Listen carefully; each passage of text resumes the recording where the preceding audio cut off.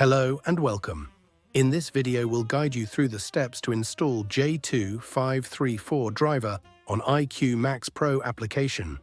Please follow along step by step and have in mind that this driver installation tutorial is compatible for both A100 and A200. 1. Run iQMaxPro Manager as an administrator.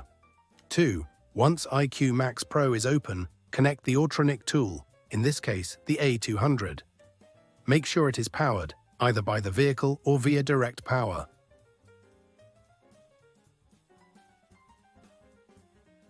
3. Wait a few moments. You should see the tool connect to the application. An image of the tool will appear along with the VCI device information. 4. Next, go to the Drivers section on the left sidebar menu.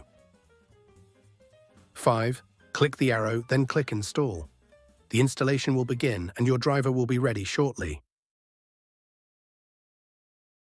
And that's it. You've successfully installed the J2534 driver. Thank you for watching. Please subscribe for more tutorials, and if you have any questions, feel free to contact us through our official website.